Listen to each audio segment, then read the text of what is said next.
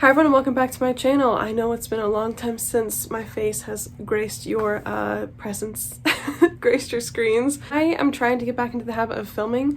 I'm probably going to put out some shorter videos just so I can kind of roll myself back into the content making that's not just shorts, because I haven't done this in a while, so I might seem a little different.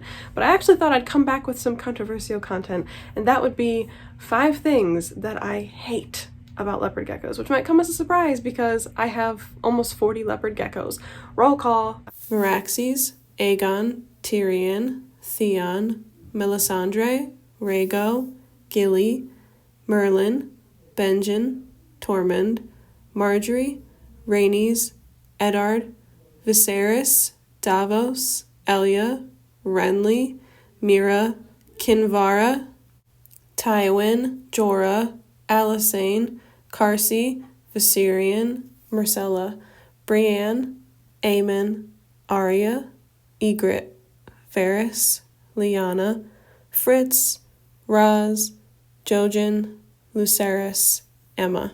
In case you've forgotten, those are my leopard geckos. And you might be thinking, since I have so many, I must absolutely love them. And that's true, I do, but there's things I don't like about them. So let's get into it. Before I start telling you my very controversial take, make sure you hit the subscribe button, hit the notification bell, leave a comment, leave a like, all the good stuff. Check the links below, yada yada, and let's get into it. Number 1, I hate that they drop their tails. I, as a child, when I first saw leopard geckos in a pet store, had seen leopard geckos that had regrown tails, and it was so abhorrent to my eyes. I was like, I will never have those animals. Now I have the most of them. That's just how life treats you when you need to be humbled. But yeah, regrown tails are really not it for me. It's not like they make the gecko any less gecko. It's just the look of them isn't really for me. And I actually had a gecko shipped to me once with her tail dropped, and then I had to help her regrow that tail, and that was a whole thing. But in my personal care, I've never had a leopard gecko drop their tail, and I'd like to keep it that way.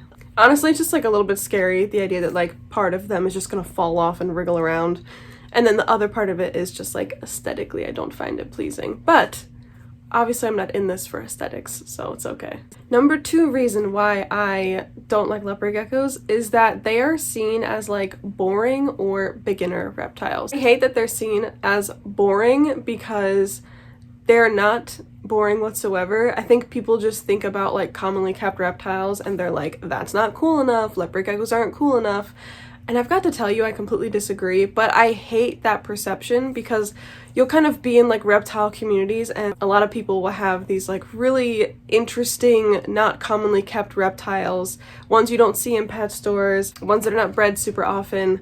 And then there's me, and I have almost 40 leopard geckos, and they're just, I think the demeanor that people have towards people who have like beginner pets is not always the nicest or even the most accurate, because some of my leopard geckos are more challenging than my other like challenging species because they have disabilities.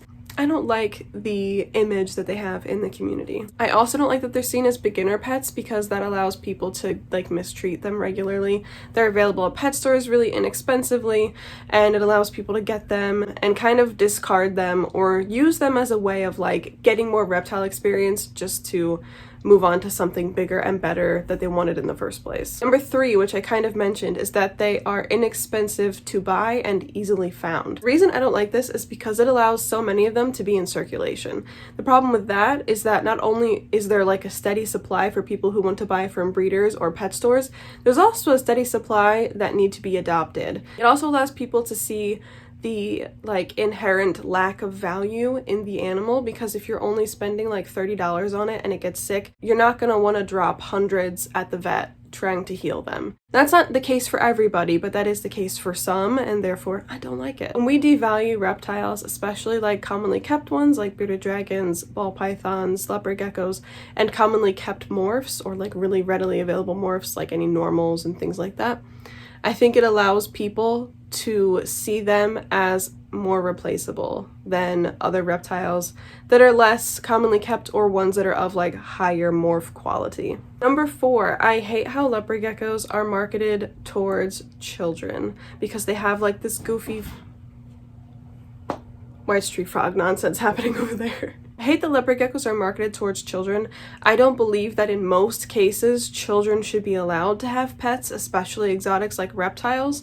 I think that the parents should have the pets and then be the bridge between their child's interaction with the reptile. That's a whole separate topic on its own, but essentially a child can't be responsible for themselves. The parent is responsible for the child.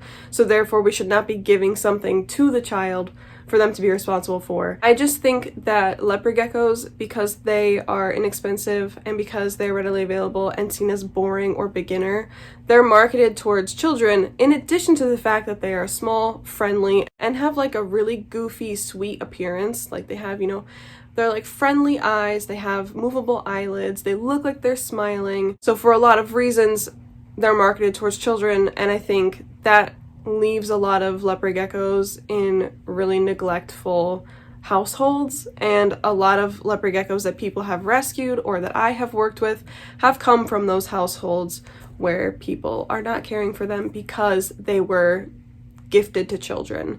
For example, my leopard gecko Renly, when I got her, she was real skinny. They also were calling her a boy for her whole life of like 6 or 7 years that they had her. When I got her, the reasoning was because the boy that had her as a pet no longer wanted her, he was bored of her. The fifth reason that I don't like leopard geckos is that they have been overbred to the point that there are a lot of them out there that are inbred or they have disorders from their morph.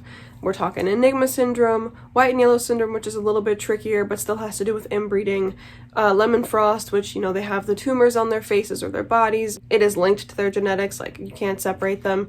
Then there's also just geckos that have been inbred, and so they have disabilities from that, or even just geckos who should not have been bred in the first place that have been bred, and they create like weaker offspring. A lot of irresponsible breeding, and this is not for all breeders. There are definitely breeders out there who have done things in a responsible way. I just have my own personal feelings about breeding leopard geckos in general because there are so many.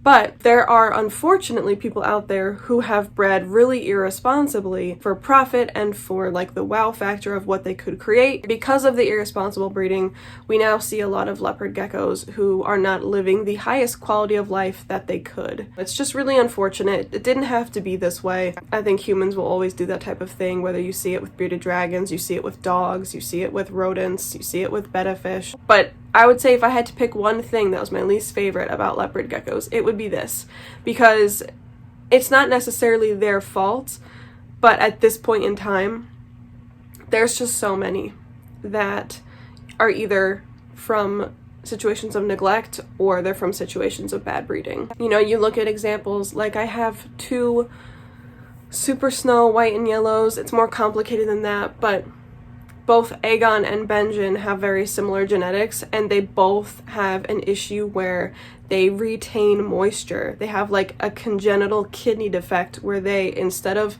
having like a regular amount of urates, they will just build up urates and literally just pee out water. That didn't have to happen. But before I get on too much of a rant and have all of the breeders in the leopard gecko community start talking about me in group chats again, I'm gonna leave it at that. Those are my 5 things that I do not like about leopard geckos. There's going to be a companion video to this where I'm going to talk about 5 things that I do like about leopard geckos, and I'm gonna go film that now, so you'll see the exact same fit. But thank you so much for watching. I hope you enjoyed. If you did, let me know by leaving a like or a comment. Also, please subscribe, hit the notification bell, check the links below, and with that, I will see you guys in the next one. Bye!